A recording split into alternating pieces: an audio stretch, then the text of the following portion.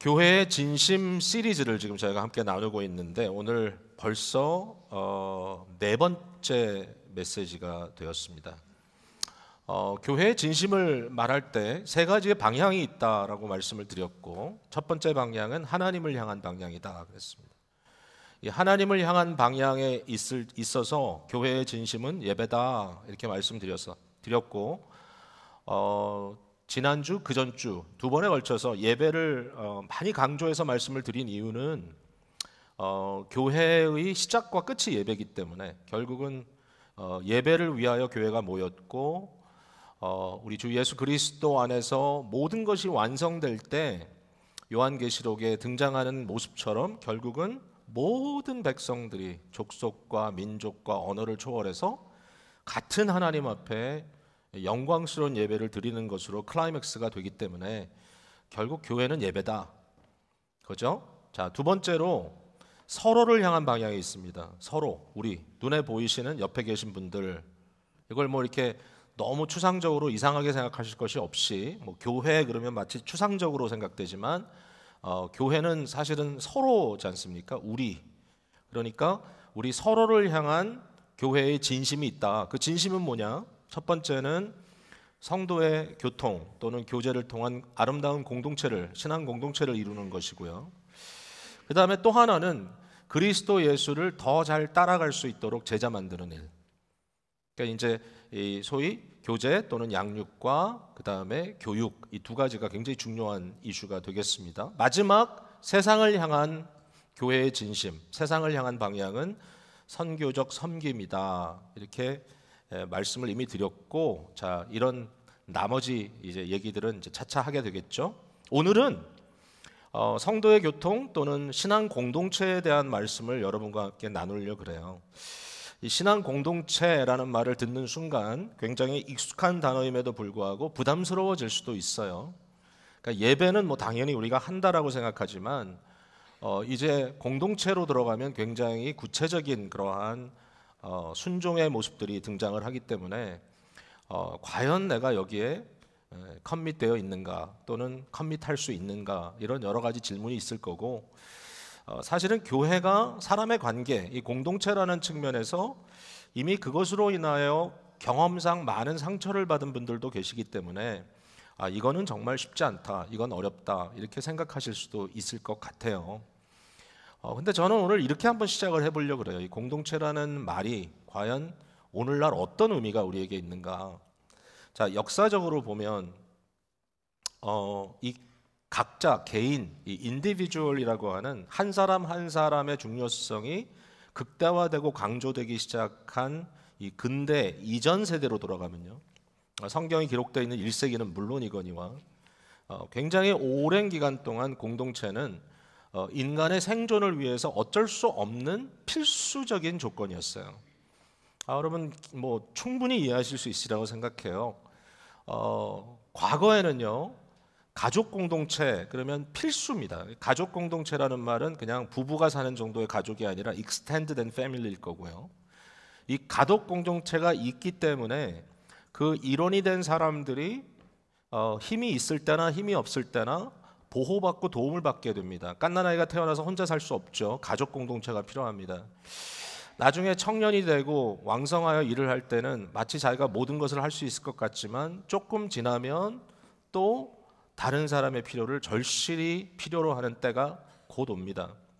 가족 공동체라고 하는 것을 통해서 과거에는 모든 것들에 대한 책임을 서로 져주는 이제 그러한 형태의 존재로 살았던 거죠. 자, 오늘과는 상당히 대조가 되죠. 그러니까 오늘은 만약에 어떤 한 일원이 경제적인 어려움이 있으면 국가에서 도와줍니다. 국가에서 웰페어를 주고 국가에서 펜션을 주고 국가에서 재정적인 도움을 채워줌으로써 각자가 생활할 수 있도록 도와주고요.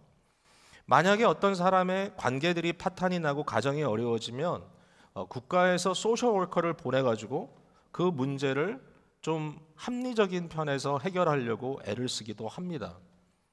좀 안타까운 현실이기도 하지만 연세가 들어서 더 이상 스스로 자기를 관리하지 못할 때가 되면 이제는 뭐 너싱 홈 이런 데로 보내게 되고 거기에서 각자 집단 관리를 받으면서 살아가게 되니까 어떤 면에서는 이제 가족들이라는 그런 개념이 굉장히 한 개인을 이렇게 극대화시키는 방향으로 역시 가고 있다라고 생각할 수 있는 거죠. 자, 어쨌든 과거에는 그런 것들을 전혀 기대할 수 없었으니까요.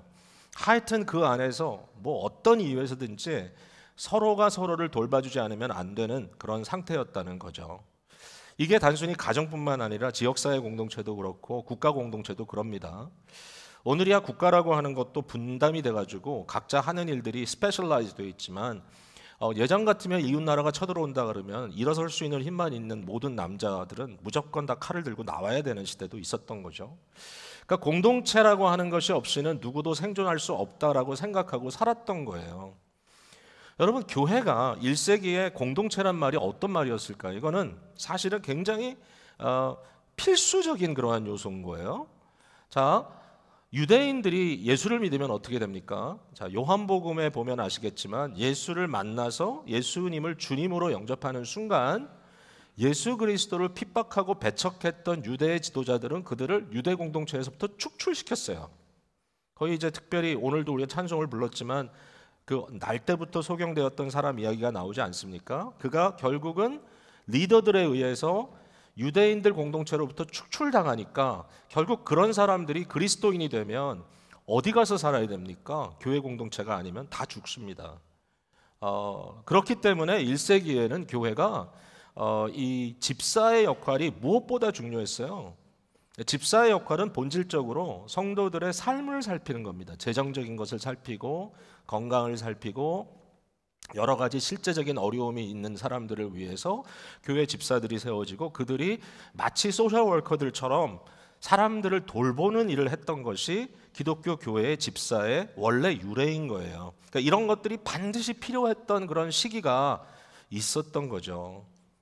이게 뭐 유대인뿐만 아니라 이방인도 마찬가지입니다. 이방인 공동체에서도 기독교인들은 설 자리가 별로 없었기 때문에 결국은 크리스찬이 된다고 하는 것은 교회 공동체를 통하여 필수적인 것들을 공급받는다고 하는 굉장히 중요한 의미가 거기 있었던 거예요. 자, 근데 이제 오늘날은 상황이 굉장히 다르다는 거죠.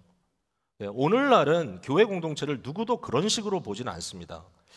모르겠어요. 70년대, 80년대, 90년대까지 우리 이민 1세대들이 초기 이민으로 살았던 그 시절에는 교회가 그런 면이 있었을지도 몰라요.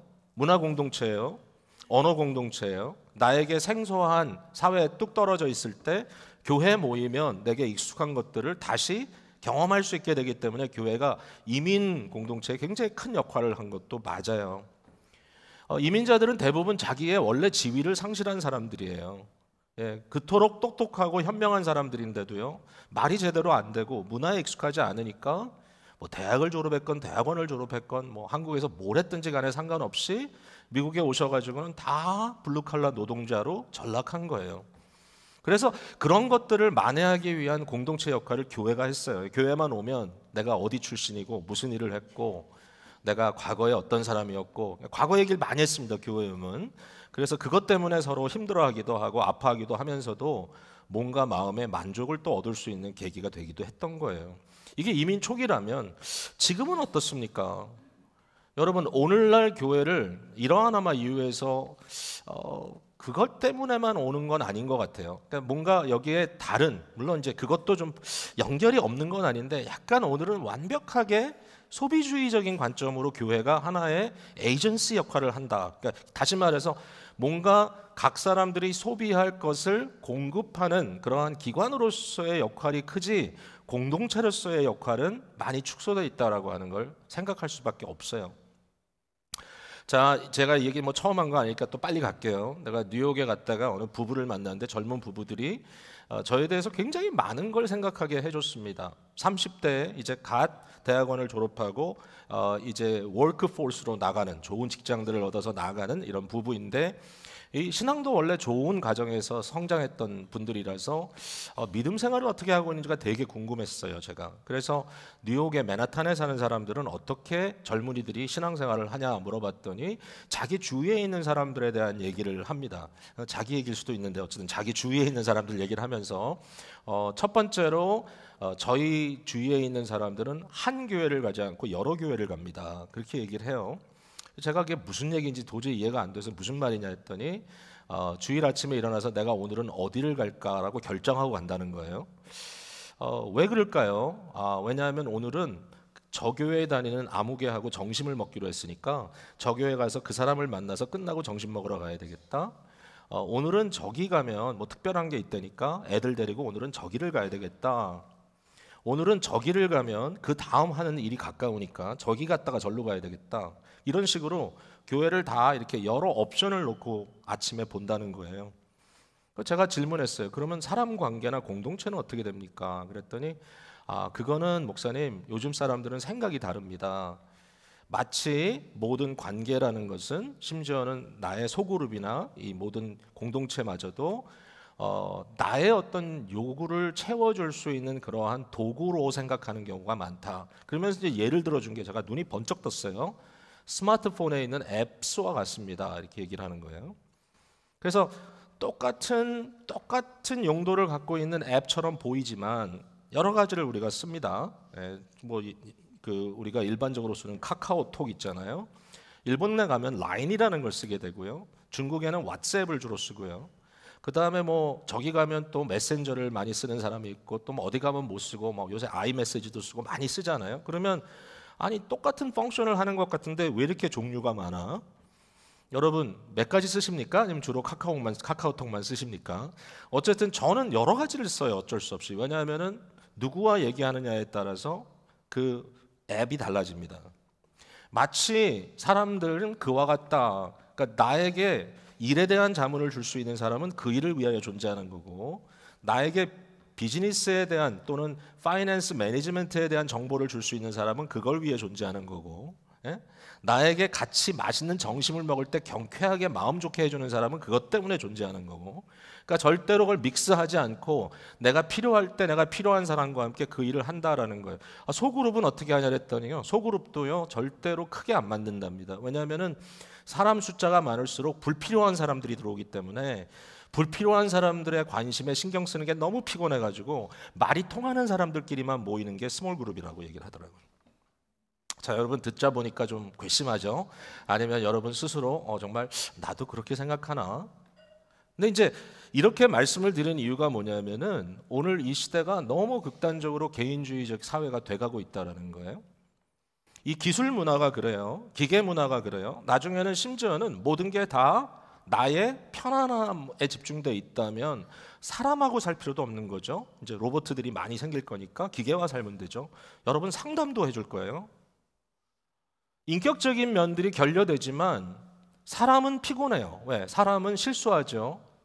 사람은 어디로 튈지 모르죠. 사람은 도덕적인 문제가 있죠. 사람들은 또 정이 있어가지고 나중에 또 감당을 해줘야죠.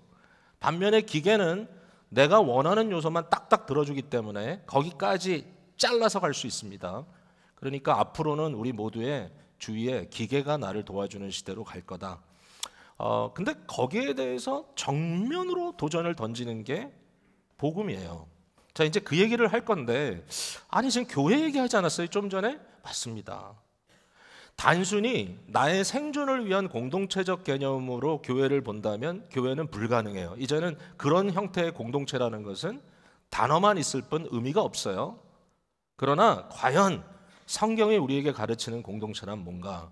여기에 중요한 전제가 하나 있어요. 그건 뭐냐면은 오늘 말씀을 들여다보면 1세기에 자기의 생존을 위해서 필수적으로 공동체가 필요했음에도 불구하고 이 공동체가 일반 사회 집단이 아니라 교회 공동체, 다시 말해서 복음 신앙 공동체가 되기 위해서 그 일은 굉장히 어려웠다는 거예요. 1세기도. 절대로 쉽지 않았다는 거예요. 오늘날 개인주의이기 때문에 어렵고 과거에는 집단주의이기 때문에 쉬웠다? No. 과거에 집단주의이기 때문에 집단은 형성되지만 그것이 그리스도 예수 안에 있는 신앙 공동체가 되기에는 여전히 어려웠다라는 얘기예요. 빌립보서를 기록하고 있는 바울은 빌립보를 왜 기록했냐면 이 서신을 왜 기록했냐면은 빌립보라고 하는 본인이 설립한 아름다운 교회가 지금 내부적인 갈등에 빠져 있기 때문에 그래요. 서로 게럴렁을 못하고 서로 막 싸우고 이러다 보니까 여기에 나오는 대로 다툼과 허영이라는 말이 일상적인 상태가 되어버린 것이 당시 빌립보 교회의 형편이었다는 거예요. 자, 이러한 상황 속에서 어느 누구도 공동체가 중요하다는 것을 부인하지는 않겠지만 결국 싸움도 같이 모여서 하는 것이니까 결국 그러면 되지 않냐라고 말하고 있는지 모르겠지만 바울 사도는 그것은 사회 집단일 뿐 그것은 교회일 수 없다라고 얘기하고 있는 거예요. 그러니까 오늘날 우리의 마음이 어떤 방향으로 가고 있든지 간에 오늘 이 말씀을 통하여 신앙 공동체를 이루고자 하는 우리의 신앙적 부름에 대해서 다시 한번 점검하고 이것이 절대로 쉬운 일이 아니다. 바울 사도는 싸움이라고 표현했습니다. 30절에 너희에게도 그와 같은 싸움이 있다 그랬습니다. 그리스도 예수를 믿는 것은 그냥 은혜만 받는 것이 아니라 고난도 받는 것이다.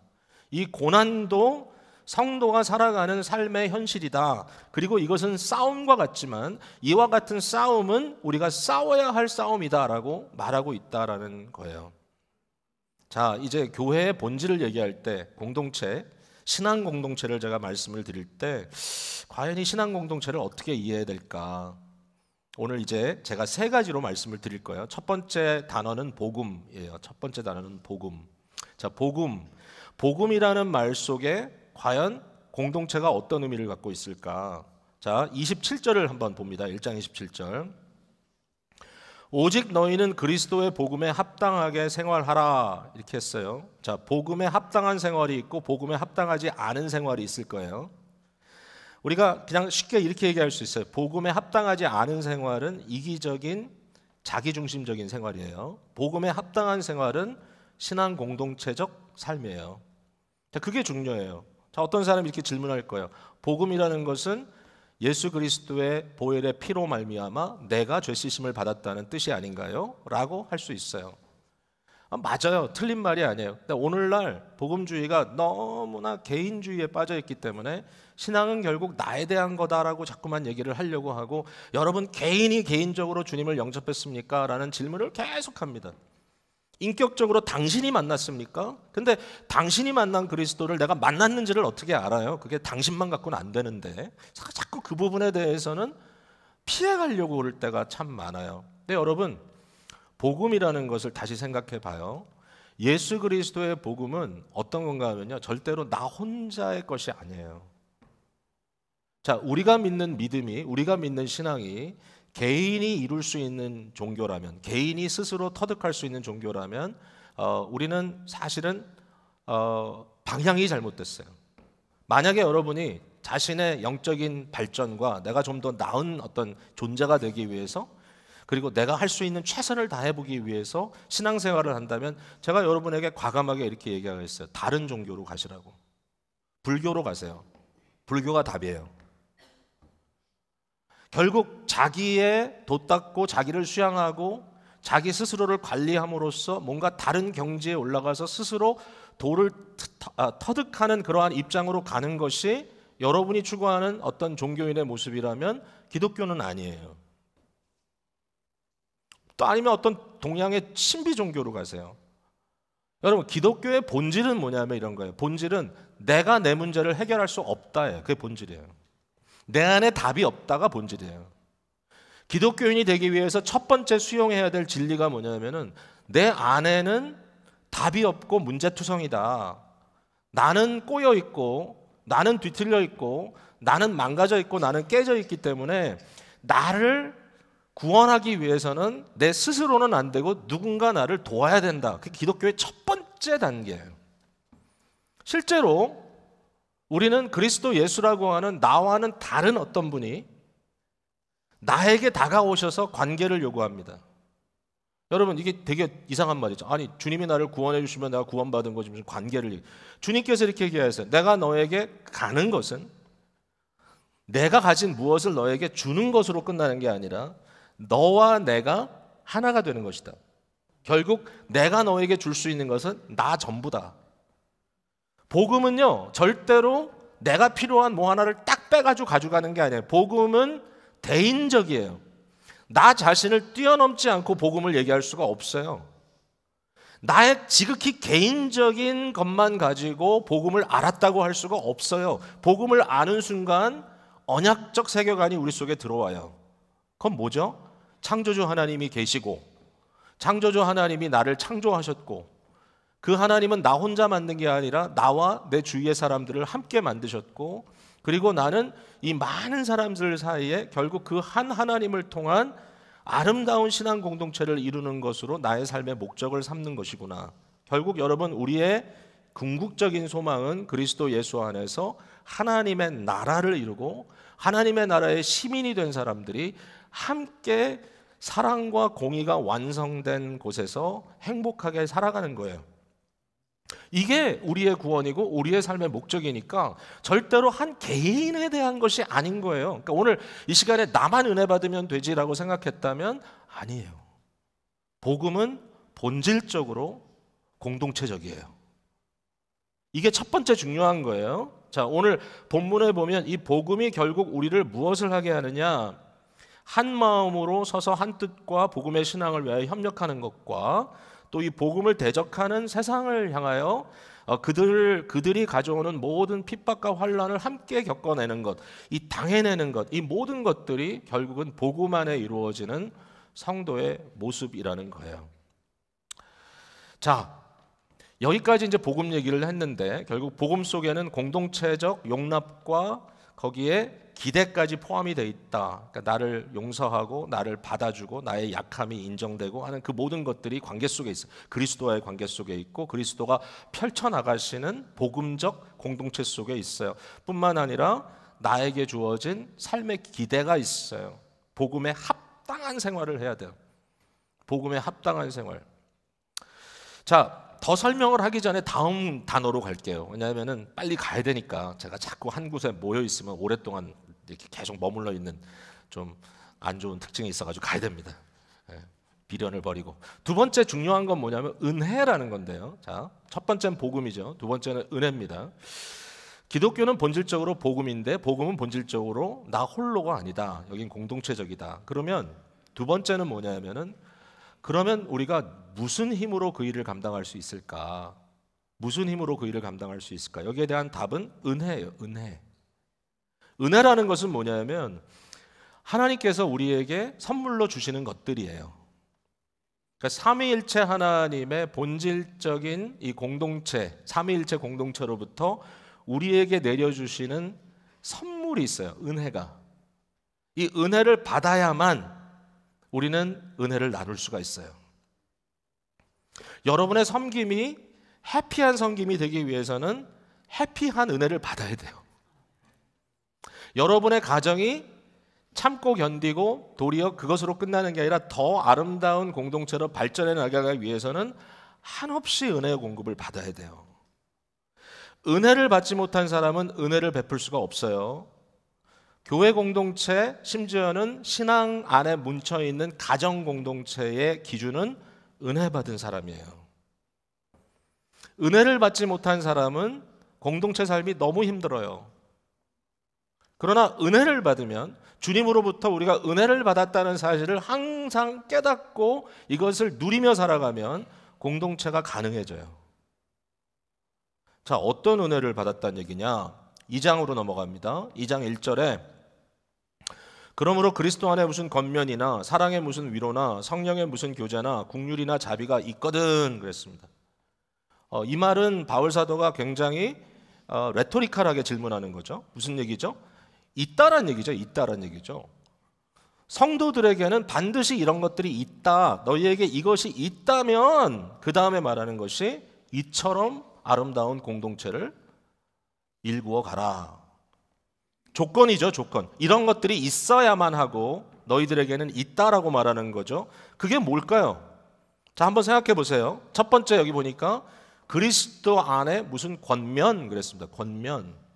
이 권면이란 단어는요, 이 파라클레시스라는 단어는 우리가 이 말로 익숙할 겁니다. 보혜사, 파라클레토스라는 단어가 요한복음에 나오죠. 예수님께서 떠나시면서 내가 가면 너에게 또 다른 보혜사를 보내주겠다. 그런데 바로 그 말입니다. 파라클레시스, 보혜사의 사역.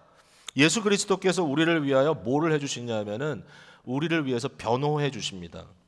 우리를 위해서 우리 편에서 우리를 대변해 주시고요. 우리의 입장을 이해해 주셔요. 자, 우리가 누구랑 살아가면서 억울하고 힘들 때가 참 많아요. 교회 생활은요, 내가 모든 사람들에게 옳다고 판단되는 것으로 목적을 삼으면 너무 피곤해요. 누구든지 나를 오해하면 안 돼. 끝까지 쫓아가서 그 오해를 풀기 위해서 쫓아가다 보면요, 자기도 상처받고 상대도 상처받아요. 섬기는데도요, 비난받을 때가 있어요. 아니, 사람들이 왜 이러지? 정말 이상할 정도로 사람들은 쉽지 않아요. 그러나 한 가지 우리가 분명히 아는 것은 예수 그리스도의 복음 안에 그리스도는 우리의 변호자가 되세요. 예수 그리스도는 우리의 권면자가 되시고 우리의 입장에서 우리를 이해해 주시는 분이라는 거예요. 우리 예수님은 다 아세요. 힘들고 어려운 일이 있거든요. 일단 누가 와서 그런 상담을 하거든 다른 얘기 하기 전에 너는 옳아, 너는 맞아. 내가 스스로 그 사람을 격려하기 위해서 물론 여러 가지 말을 할 수 있겠지만 무엇보다 첫 번째 여러분이 해주셔야 될 말은 예수님은 당신을 너무 잘 알고 계세요. 예수님은 당신의 마음을 다 알아요. 예수님은 당신의 그 모든 힘들고 어려운 사정을 다 알고요. 당신이 억울하다는 것도 알아요. 예수님은 언젠가 그 억울함을 풀어주실 거예요. 그의 방법, 그의 방식대로 여러분이 이젠 됐다라고 안도감을 느낄 때까지 주님께서 여러분을 지원해 주실 거예요. 우리 예수님은 우리에게 이 권면, 보혜사의 사역을 은혜로 주신다는 거예요. 자, 그 다음에 여기 보니까 사랑의 무슨 위로 그랬어요. 위로. 이 위로라는 단어는 요란한 단어가 아니에요. 막 와가지고 막 부둥켜 안고 위로하는 게 아니라 여기서 말하는 위로는 마치 곁에서 조용히 나를 향하여 박수 쳐주는 것 같은 위로입니다. 여러분 가끔씩 제가 어떤 상황에 딱 들어가면요, 그 상황에 딱 서가지고 사람들을 쳐다보면 모든 사람들이 다 생소하고 저와는 전혀 거리가 있는 사람처럼 보일 때가 있어요. 이러면 안 되는데. 그러나 어떨 땐 어떤 교회 설교하러 가면 정말 사람들이 화가 난 얼굴로 저를 쳐다볼 때가 있어요. 처음에 그걸 녹여야 되는데 어떻게 할지도 모르고 교회가 막 정말 화가 여기까지 다 나 있는 것 같아요. 그러면 이거 어떡하지? 근데 그 순간에 쫙 보면 저기에 익숙한 사람이 하나 앉아 있어요. 누구냐? 어떨 땐 제 아내가 앉아 있을 수도 있어요. 그러면 그 사람이 저를 바라보는 눈이 약간 그냥 이러고 바라보는 게 아니라 찡긋찡긋하면서 바라봅니다. 뭔가 나는 당신을 응원하고 있어. 나는 지금 당신을 격려하고 있어. 여러분 그래요? 메시지를 듣는 여러분 화난 얼굴로 보시지 마시고 저를 격려하시기 바랍니다. 그죠? 근데 우리를 위해서 각자 격려해 주시는, 박수 쳐 주시는 분이 계시다는 거예요. 여러분을 위해서 여러분을 격려해 주고 계시는 조용한 격려자가 계신데 그분이 바로 그리스도 예수라는 거예요. 그는 여러분 편이에요. 여러분을 위해서 박수 치고 있어요. 자, 그 다음에 성령으로 넘어갑니다. 성령의 무슨 교제. 여기 교제라고 하는 단어는 여러분이 잘 아는 코이노니아라고 하는 단어인데 이 코이노니아라고 하는 단어에서부터 교제라는 말이 나오는 거 맞죠? 근데 이것보다 저는 동반자라는 단어를 여기에 던지고 싶어요. 동반자. 이 코이노니아를 영어로 번역할 때 fellowship 이렇게 번역합니다. fellowship. 이 fellow라는 말은 뭐냐면요, 함께하는 자라 이런 뜻입니다. 동반자다. fellowship. 너무 좋은 말이에요. 펠로우십은 그냥 앉아서 밥 먹는 게 아니라 펠로우십은 함께 동반자로 있다라는 거예요. 여러분의 삶의 여정에 동반자다. 여러분이 지금 겪고 있는 이 경험의 동반자다. 바울 사도가 지금 어디 있습니까? 옥중에 있습니다. 감옥에. 감옥에 성령의 교제가 있다는 말은 뭐죠? 바로 성령은 나와 함께 옥중에 함께 갇혀 있는 동반자다. A fellow prison mate. 옥에 함께 갇힌 자처럼 지금 내 옆에 서서 나와 함께 있어주는 분, 이 경험을 함께 가주는 분. 우리 주님께서 우리에게 주신 은혜가 그런 거예요. 성령님께서 따로 떨어져 계신 게 아니라 바로 내 자리에 함께 하시고 이 일을 함께 가고 계신다. 힘들고 어려울 때 그 생각을 해보세요. 지금도 말씀을 전하고 있는 부족한 종에게 한 가지 격려가 있다면 성령님께서 함께 하신다. 이 일을 그가 하신다. 말할 수 없는 탄식으로 성도님들의 곤고하고 어려운 상황들을 살피시면서 어떻게 하면 이분들 한 분 한 분을 근본적으로 위로해 줄 수 있을까? 우리 성령님께서는 지금 여러분의 모든 형편과 상황을 살피시면서 이 일을 하고 계신다. 어떻게 사람이 그 일을 하겠어요? 어떻게 사람이 모두를 위로하겠어요? 어떻게 사람이 모두에게 적용되는 말씀을 할 수 있겠어요? 안 되죠. 불가능하죠. 저는 못해요. 그러나 fellow 성령님께서 나와 함께 이 일을 감당해 주시고 계신다. 너무 아름다운 얘기예요. 성령의 국률이 나와요. 여기 보니까 국률이나 그랬습니다. 이 국률이라는 단어는 재미있는 단어입니다. 스프라크논이라고 하는 단어는 사람의 이 배, 복부를 얘기합니다. 복부, 성령의 복부, 배로부터 상대를 국률이 여기는 것. 이게 도대체 무슨 얘기일까? 저는 여기에 제일 좋은 예는 뭐냐면은 어머니들이라고 생각해요. 어머니가 아이를 낳을 때 배로 낳잖아요. 네, 여러분의 이 자궁 속에 아이가 들어가잖아요. 지난 주간에 우리 교회 한 분이 저한테 전화가 와서 목사님 우리 아내가 임신했어요. 얼마나 듣기가 좋든지. 왜냐하면 오랫동안 아기를 기다렸거든요. 애가 생겼구나. 근데 애가 생겼다는 말을 듣는 순간부터 제가 얘기한 게 뭐냐면 조심시켜야 되겠네. 왜냐하면 그때부터 조심해야 되니까. 엄마는요 자기 뱃속에 애가 생기는 순간부터 자기 혼자 생각하고 살지 않습니다. 제가 안 해봐서 모르겠는데 그런 것 같습니다. 자, 입덧을 하잖아요. 그러면 일단 먹기 싫잖아요. 그래도 먹습니다. 자기 배고파서 먹는 것만이 아니라 아기를 양육해야 되기 때문에 먹어요. 입맛이 없어도 먹으려고 해요. 내 안에 아기가 잘 커야지. 자기가 그토록 좋아하는 스포츠도 중단하고 자기가 너무나 좋아하던 일들이 혹시라도 아기에게 좋은 영향을 못 준다고 생각하면 그걸 다 끊어요. 그 뱃속에 있는 아이를 보호하기 위해서 엄마는 최선을 다합니다. 예. 자녀들이 나중에 커가지고 말 안 들으면 부모님들이 쓰는 제일 엄마가 하는 그거 있죠. 그 말. 야, 너 내가 내 배에서 나왔어. 내가 내 배로 났어. 이러면 무슨 얘기죠? 네가 아무리 잘난 척해도 너는 여기 있다라는 얘기죠. 그 말은 부모가 할 수 있어요. 엄마가 할 수 있는 말이에요. 왜냐하면 엄마는 그렇게 해서 애를 낳았고 그 애를 그렇게 키웠기 때문에. 자, 그런 얘기예요. 성령께서는 우리에게 마치 어머니가 아기를 품는 것 같은 국률한 마음으로 우리를 품고 계신다. 이 은혜를 바울이 언급하고 있어요. 여기에 자비라는 말이 나오죠. 마지막으로. 이 자비라는 말은 슬픔을 같이 당하는 것, 함께 슬퍼해 주는 것을 의미해요. 자, 공동체를 세워나간다는 것은 정말 힘들고 어려운 일이고 그것으로 인하여 많은 고통이 따를 수도 있지만 결국 교회는 사람들을 함께하는 것이고 사람들과 함께 겪어내는 것이기 때문에 항상 좋은 일만 있을 수는 없죠. 어떤 분들은 그래, 나 혼자 지켜내는 것도 이렇게 어려운데 남의 것까지 신경 쓸 수가 없습니다.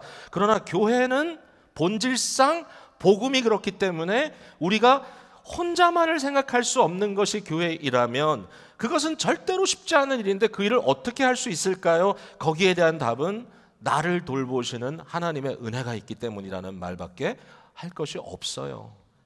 성격 좋아서 하는 거 아니에요. 성격 좋은 사람이라고 계속 그렇게 어렵게 하다가는 나중에 폭발하면 감당이 안 돼요. 성격 좋은 사람이 한번 돌아서면 완전히 돌아서요. 여러분 아세요? 도리어 그냥 매일 투닥투닥 싸우는 사람은 오래가요. 성격 좋다고 믿었다고 끝까지 가다가 하루아침에 그 사람 잃어버릴 때가 많아요. 성격 갖고 하는 거 아니에요. 예수 그리스도 안에 있는 하나님의 은혜를 가지고 저희들이 감당하는 줄로 믿으시기를 바랍니다. 자, 마지막으로는 목적이에요. 목적. 공동체는 복음의 본질에 속한 것이다. 공동체를 이루기 위해서는 반드시 하나님께로부터 받은 은혜로부터 시작해야 된다. 은혜가 없이는 은혜를 베풀 수가 없다. 도대체 목적은 뭐냐? 이 목적은 뭐냐면 우리 안에 예수 그리스도를 이루는 거예요. 이게 목적이에요. 자, 그렇다면은 여기에 대해서 조금 우리가 좀 돌아볼 게 있어요. 일반적으로 우리가 교회 안에 누구를 만나느냐라는 것은 그냥 같이 있어도 편한 사람, 재밌고 좋은 사람, 편한 사람끼리 편하게 만나서 편하게 놀면 되지 않나. 결국 어떤 경우에는 소그룹을 형성하고 소그룹을 만들어갈 때도 그냥 뭔가 나에게 편안한 사람들이 있는 곳에 내가 가서 그냥 생각 없이 편안할 수 있으면 좋겠다라고 기대하고 가고, 혹시라도 조금이라도 피곤해지면 어떡하죠? 그냥 스텝백 하면 되지 뭐. 조용히 뒷걸음을 치면 된다. 근데 과연 그런 것인가? 여러분이 생각하는 교회 공동체라는 게 그냥 편안하고 재밌고 재밌게 놀면 되는 것인가? 여러분 이제 30대건 40대건 뭐 50대건 60대건 다 일종의 양육 그룹을 형성하고 모임들을 갖게 되는데, 과연 모였을 때 뭐하냐? 사역자들의 입장에서는 사실은 어떻게 해서든지 좀 사람들이 재밌고 흥미롭고 기쁘고 흥겹게 해드리려고 참 애를 쓰고 북치고 장구치고 다 하는데, 과연 궁극적으로 오늘 참 재밌었어요 하고 가면 되는 것인가? 아니면 거기에 교회 공동체가 있기 때문에 뭔가 다른 목적이 있는 것인가? 여러분, 교회는요 함께 하는 것이에요. 함께 하나님을 찬미하고 함께 기도하고 우리의 구원자 되신 예수 그리스도를 함께 생각하고 묵상하고 함께 그리스도를 따라가는 순례자의 삶을 살고, 어려움 중에서도 함께 소망을 품고 격려하고 환난도 함께 당하고 핍박과 어려움을 함께 겪기도 해요. 도대체 이 일을 어떻게 할 수 있어요? 이 일은 그리스도 예수의 마음으로 해요. 유일한 방법이에요. 자, 오늘 본문에 나와 있는 얘기예요. 2절에 보니까 마음을 같이하여 같은 사랑을 가지고 뜻을 합하여 한 마음을 품어. 이건 똑같은 말을 네 가지 다른 단어로 설명하는 거예요. 마음을 같이한다, 같은 사랑을 가진다, 뜻을 합한다, 한 마음을 품는다. 똑같은 말이죠. 이게 이렇게 중요하다. 이 공동체를 어떻게 할 수 있느냐? 여기 보니까 아무 일이든지 다툼이나 허영으로 하지 말고 오직 겸손한 마음으로 각각 자기보다 남을 낮게 여기고 각각 자기 일을 돌볼 뿐 아니라 또한 각각 다른 사람들의 일을 돌보아 나의 기쁨을 충만하게 하라. 여기 나와 있는 이 많은 것들을 어떻게 다 할 수 있을까요? 다툼과 허영으로 할 수 없다라는 말은 뭐예요? 내 중심은 아니라는 거예요. 나 중심으로 할 수 없다라는 거예요. 자, 저 목사된 저에게 굉장히 어려운 챌린지이더라고요. 왜냐하면 저는 항상 주위 사람들에게 당신은 목사고 당신은 리더야 이렇게 항상 주목을 받는데 익숙해져 버렸어요. 그러다 보니까 이것과 아주 상관없는 현장에 딱 떨어졌는데, 사람들이 내가 누군지도 모르고 사람들이 나에 대해서 조금도 특별한 생각을 갖지 않고 아주 일반적인 사람으로 그 자리에 있다고 생각을 했을 때 어느 순간에 갑자기 멘붕이 와요. 여기서는 어떻게 해야 되지? 제가요 뭐 자세한 얘기는 안 하겠어요. 그러나 그런 경우들이 가끔 있어요. 어떤 상황에 떨어졌을 때 사람들에게 난 누구야? 라고 설명하고 싶은 생각이 들 정도로 나를 무시하는 현장에 갈 때가 있어요. 근데 그게 너무나 당연하지 않나요? 사실은 모든 사람들에게, 많은 사람들에게. 이 생각을 하다 보니까 가끔은 교회에 처음 나오시는 분들이 생각나더라고요. 이 자리에 딱 나와 여기 지금 예배를 드리는데 옆에 둘러봐도 나의 사정을 알고 그분의 사정을 내가 아는 그런 관계는 아무도 없는 것 같아. 예배는 드리니까 격식에 따라서 어떤 순서에 따라서 이 순서를 드리고 결국 마지막에 축도하고 마지막 후주가 끝난 다음에 나는 집으로 가면 되겠구나, 그렇게 생각하실지 모르겠어요. 그러나 여기까지 여러분들이 나오는 데는 얼마나 많은 용기가 들었겠어요. 얼마나 많은 마음으로 왔겠어요. 얼마나 많은 기대감으로 이 자리에 계시겠어요. 절대로 쉬운 일은 아니죠. 아무도 나를 모르는데 감사하게도 새가족 환영팀이 있어서 한두 번 나를 맞이하지만 여러분 오래 안 갑니다. 금방 사라집니다. 저분들. 그럼 나오는 여기 교회 6개월을 나왔는데 여전히 아무도 모르겠어. 그런 사람들 많아요. 근데 진짜 속 터지는 건 뭔지 아세요? 6개월이 아니라 6년을 다녔는데도 날 아무도 몰라요. 그런 사람 있어요. 근데 저는 그거를 뭐라고 얘기를 하고 싶진 않아요. 왜냐하면 그럴 수 있겠구나. 사람들이 여러분 안 알아주잖아요. 그냥 저 사람은 교회 와서 앉아있는 사람이야. 저 사람은 특별하지 않아. 근데 여러분 이거 진짜 저는 힘들더라고요. 여러분 어떻게 하세요? 제가 그래서 나도 우리 교인들처럼 해봐야 되겠다 그래가지고 그냥 아무 얘기 안 하고 사람들 보니까 할 일들이 있더라고. 의자 놓고 청소하고 그냥 시키는 것들. 그래가지고 남들이 서로 잘난 척하고 너무 잘 알아가지고 막 서로 웃고 좋아할 때 저는 거기서 조금씩 섬김의 일을 시작을 했었어요. 그러니까 이건 그냥 실험이었어요. 이러면 뭐가 되나? 무척 어렵더라고요. 무척 어렵다. 그런데 교회 공동체는 이런 면이 있다라는 거예요. 그러니까 저와 같이 자기 중심성에 익숙한 사람은 사실 교회 생활이 편치가 않을 거예요. 참 어렵습니다. 그러나 이 얘기를 하고 있어요. 오직 겸손한 마음으로 각각 자기보다 남을 낮게 여기라 그랬어요. 예, 받침을 잘 해야 됩니다. 낮게가 아니라 낮게 여기는 겁니다. better입니다. better, not lower. 겸손한 마음은 어떤 마음이냐? 은혜의 영향을 받은 마음인데 자기보다 남이 더 좋은 사람이다. 저 사람은 나보다 낫다. 이렇게 여기라는 거예요. 못마땅하게 여기지 말고 그냥 낮게 여기라. 저는 이렇게 생각해요. 적어도 나 같은 정도의 사람이다까지만 인정해 주면 좋겠어요. 솔직히. 네? 뭔가 나보다 못하다는 것 때문에 뭐 그 사람을 질책하고 야 그것도 못해? 나는 이만큼 노력했는데 너는 그만큼도 못해? 아니 왜 못한다는 거야? 이러지 말고 그 사람이 나보다 더 나은 사람인데 상황이 이러니까 이유가 있겠지. 뭔가 그 깊이 살펴줄 수 있는 마음으로 서로를 배려하고 서로를 세워줄 수 있는 것. 겸손이란 것은 이런 거예요. 눈높이를 자꾸만 높은 곳에서 낮은 곳으로 내려 깔아보지 말고 점점 더 submit, 상대 아래 내려가서 위로 바라봐 줄 수 있는 것. 그 사람은 도대체 왜 이런 생각을 하고 있을까? 어려운 말이 또 나옵니다. 돌아봄, 각각 자기 일을 돌볼 뿐 아니라 각각 다른 사람의 일을 돌아보라 그랬어요. 아니 자기 일을 돌보는 것도 어려운데 남의 일을 돌보래요. 자, 여기 두 가지를 하지 말아야 돼요. 자기 일은 하지 않으면서 남의 것만 참견하는 건 아니에요. 반면에 자기 일만 하고 그거면 충분해라고 하는 것도 아니에요. one another이에요. 서로 하라, 피차하라. 서로 피차, 자기 일을 돌보듯이 다른 사람의 일도 돌봐라. 관심을 가져줘라. 오늘 이 시대는 너무 프라이버시가 중요한 시대예요. 너무 개인이 완성되어 가는 시대예요. 나 혼자 다 할 수 있어. 나는 아무도 필요치 않아. 심지어는 기도 제목 나누는 것조차도 꺼려하는 시대예요. 왜? 하나님이 내 기도 들어준다는데. 과거에는 뭔지 몰라도 나보다 좀 영적으로 센 사람한테 가야지 기도가 응답될 것 같은데 이제는 너무 은혜도 많이 받고 여러분이 너무 신앙에 투철하기 때문에 네 기도나 내 기도나 뭐 그게 그거지 그러면서 내가 기도하면 된다. 공동체적 기도에 대해서도 더 이상 그 의미를 느끼지 못하고 뭐예요?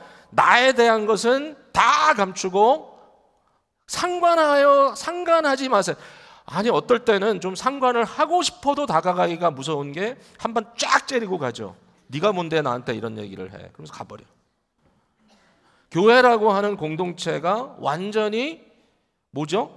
의미를 상실해가는 것은 시대적인 관점에서 개인이 너무 극대화되어 있는 상황이고, 근데 문제는 뭐냐면 그렇다고 행복하냐? 아니요, 지극히 행복하지 않죠.